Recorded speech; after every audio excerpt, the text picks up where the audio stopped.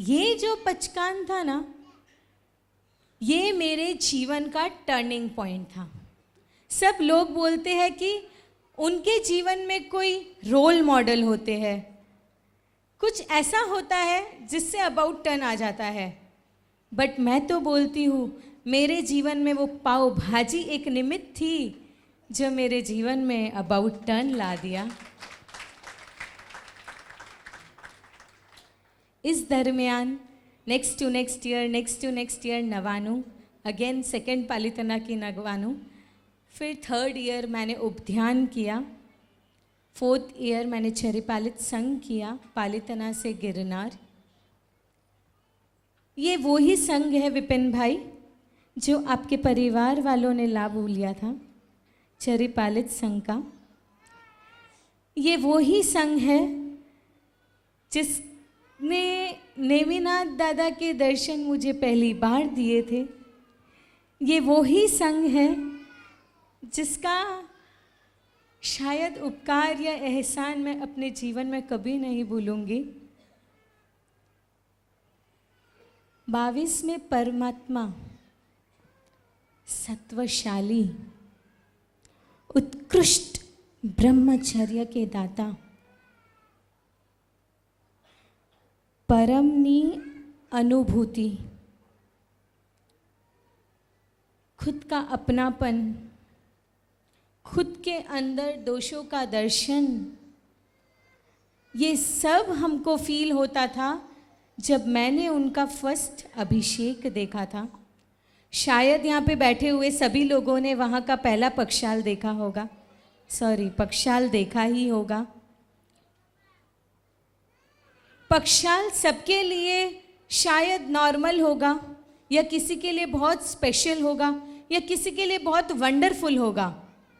But जब मेरी आँखों ने, मेरे अंदर की आँखों ने और मेरे बाहर की आँखों ने जब वो पक्षाल देखा था, तब इन आँखों ने डिसाइड कर लिया था कि जीवन में इनको देखने के अलावा मैं किसी और को नहीं देखूंगी, किसी और को नहीं देखूंगी।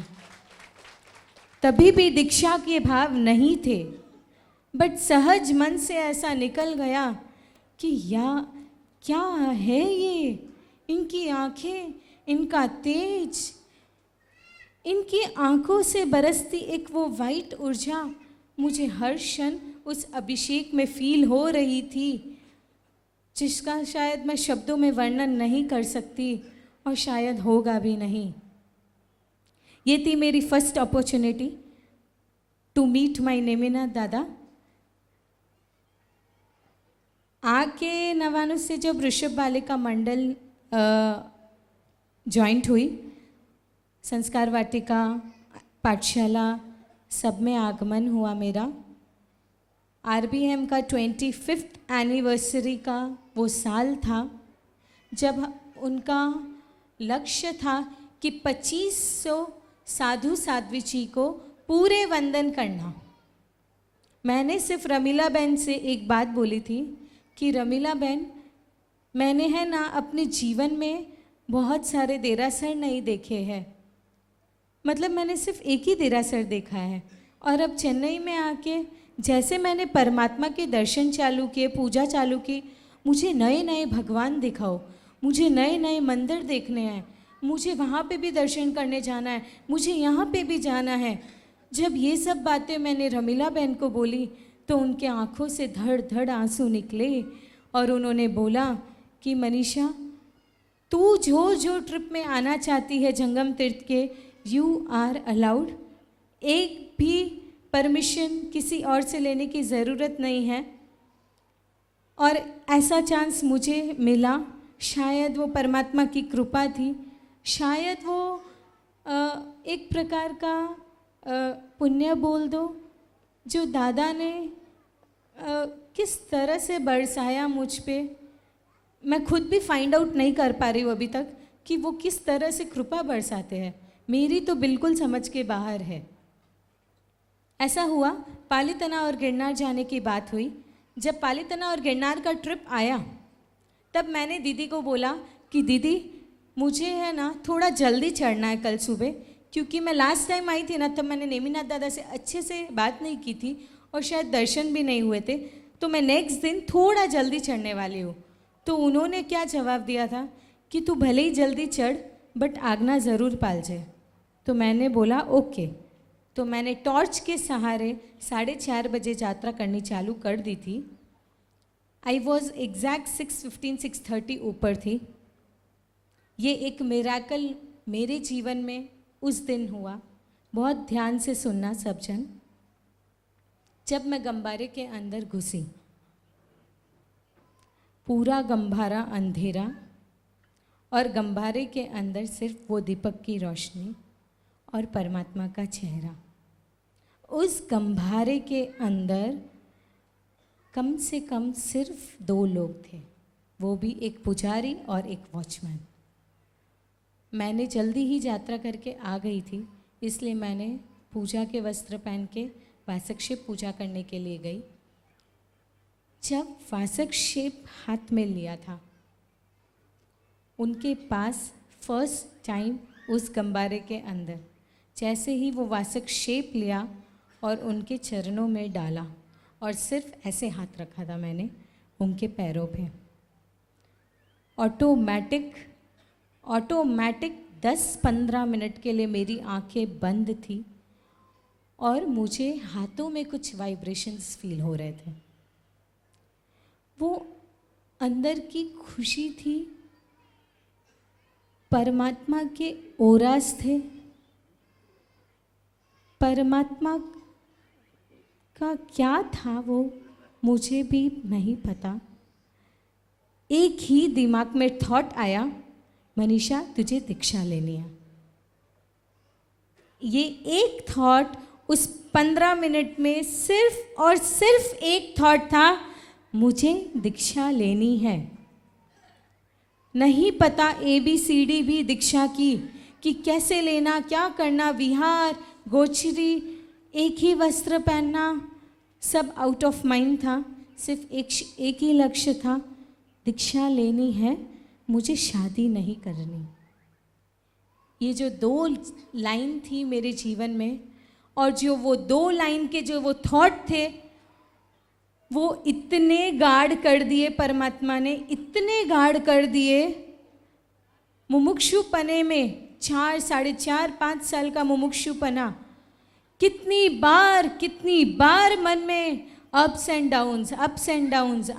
डाउन्स हुए हैं। दीक्षा लेनी नहीं लेनी, लेनी नहीं लेनी, लेनी नहीं लेनी, ये सिर्फ मन में चलता था। पर मुंह से सिर्फ यही निकलता था, ना दीक्षा ही लानी है, ना दीक्षा ही लानी है, मारे शादी तो नीस करनी। आ भोग री दुनिया मारे वास्ते नीस बनी है, मारे तो जोगी बनना है। ये चीज़ उनकी कृपा थी जो मेरे मुंह और दिल और रोम और श्वास में फिट कर दी थी उन्होंने कि मुझे दीक्षा ही लेनी है। ये जो पॉजिटिव बातें थी मेरे अंदर की मुझे दीक्षा ही लेनी है, इस पॉजिटिव थॉट ने मुझे मेरे परमात्मा से मिलाने के लिए इतना हेल्प किया है। सब तरफ की सराउंडिंग पॉजिटिव, फुल धर्म। मम्मी पापा की एक भी अंतराय नहीं, एक भी मनाही नहीं। तुझे जहाँ जाना है जा, जो मारे साहब के पास जाना है जा, जो करना है कर। एक भी अंतराय मुझे आज तक नहीं दी मेरे मम्मी पापा ने, मेरे फैमिली वालों ने। क्या बोलते हो आप, ये मिराकल है कि नहीं है? ये जादू है कि नहीं है? ये कृपा है कि नहीं है? शायद ये किसी को फील होता है कि नहीं है, पता नहीं, बट मुझे तो साक्षात ऐसे लगता है कि नेमिनाथ दादा ने इतना टाइट हाथ पकड़ के रखा है कि चाहे शरीर कितना भी नबला हो जाए, चाहे तेरा मन कितना भी दुर्बल हो जाए, चाहे तेरी दिमाग में कितनी भी घमासान युद्ध हो जाए, बट मैं तुझे तो गलत रास्ते पे जाने नहीं दूंगा।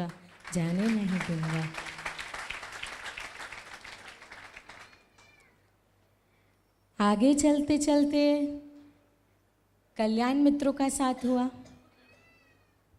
कुछ कल्याण मित्र दीक्षा ले चुके हैं, कुछ कल्याण मित्र वहाँ पर विराजित है, कुछ कल्याण मित्र यहाँ पर विराजित है।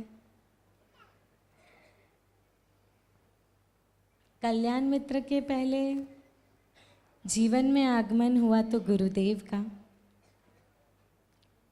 पूज्य गुणहंस विजय जी महाराज साहब का।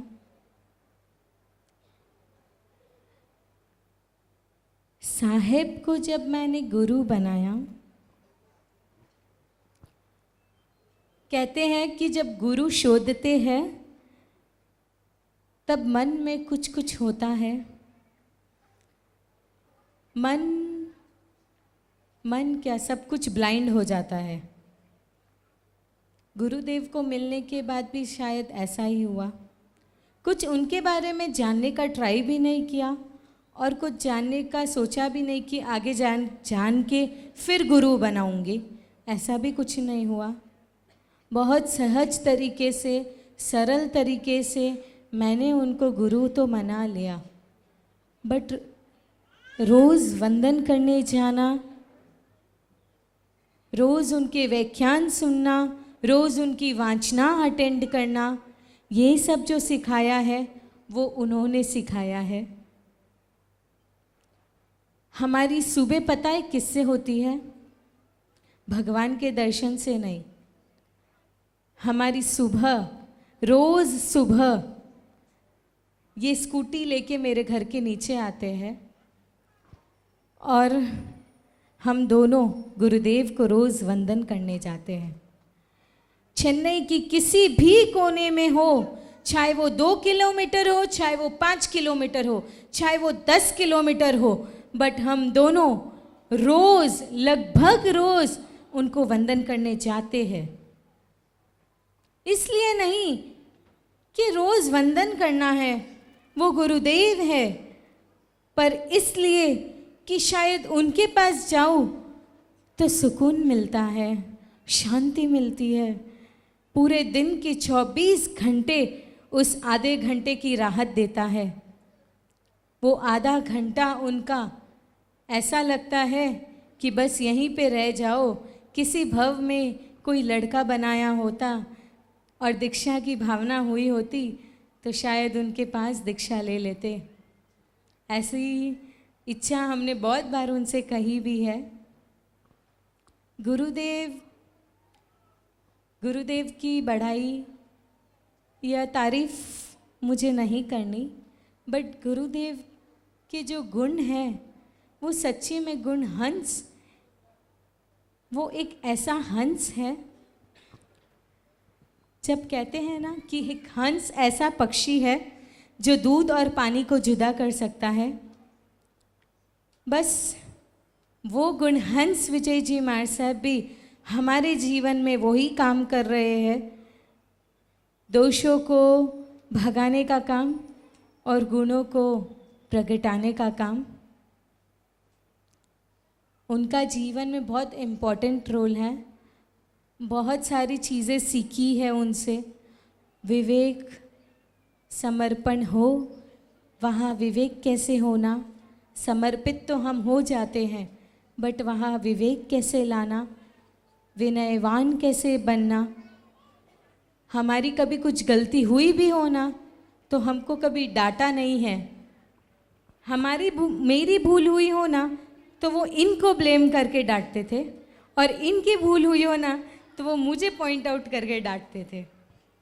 ये बहुत मुझे इंटरेस्टिंग लगता था कि कोई इतना ओवर अंडरस्टैंडिंग कैसे हो सकता है। आज तक मैंने किसी हस्बैंड वाइफ को इतना अंडरस्टैंडिंग होते हुए नहीं देखा है।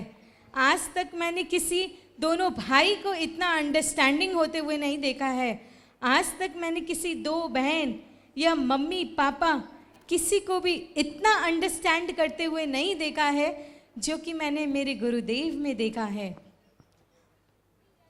सबके लिए हाँ वाली बात ना उनके लिए नॉर्मल वाली बात होती है।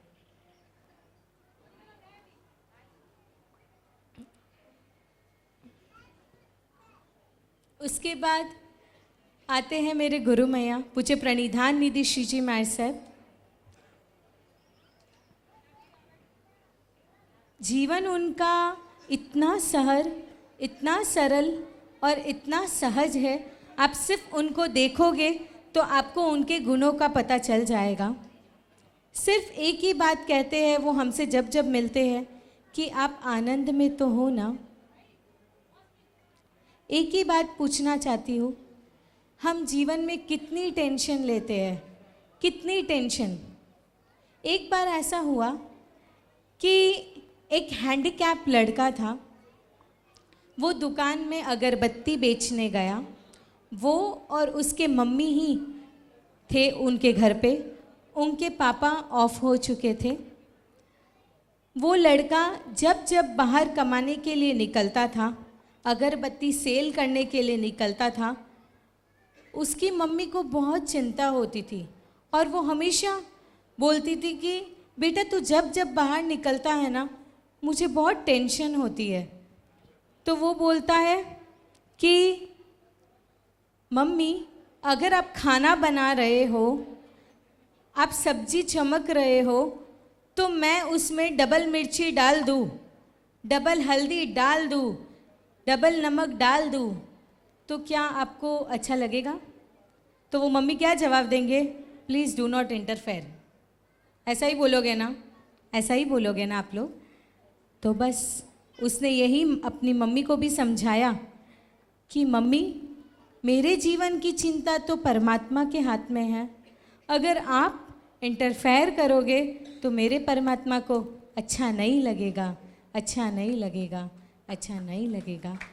और बस इसी तरह मैंने मेरा जीवन देव, गुरु और धर्म को समर्पित कर दिया है। उत्कृष्ट से उत्कृष्ट आराधना करने की इच्छा है, उत्कृष्ट से उत्कृष्ट संयम पालने की इच्छा है, उत्कृष्ट से उत्कृष्ट जीवन जीने की इच्छा है। बस आप सब से एक ही रिक्वेस्ट है, सजेशन और एडवाइस मैं नहीं देना चाहती। आप सब वडील हो, आपने व्याख्यान बहुत सुने हैं, प्रवचन मुझे नहीं देना। 8 दिसंबर मणि लक्ष्मी तीर्थ बरोड़ा, जिस दिन 90 परमात्मा के 150 कल्याणक हुए हैं, इतने पावन दिन हम दोनों दीक्षा अंगीकार करने जाएंगे। समस्त तृण लोक के जीवों को अभय दान देने जाएंगे। इच्छा है और एक विनंती है कि आप सब वहाँ पर पधार कर अंतर हृदय से, रोम रोम से हमको इतने आशीर्वाद देना कि हमारा ये मार्ग एकदम निष्कंटक बने। और अगर हमारा ये मार्ग उपसर्ग वाला बन भी जाए तो हमको ऐसे आशीर्वाद देना कि हम इतनी शक्ति जुटा पाए कि हम उसको क्रॉस कर सके और शुद्ध शिला पे पहुंच सके। वितराग में आगनारू कुछ भी कहा हो मिच्छामि दुक्कड़म।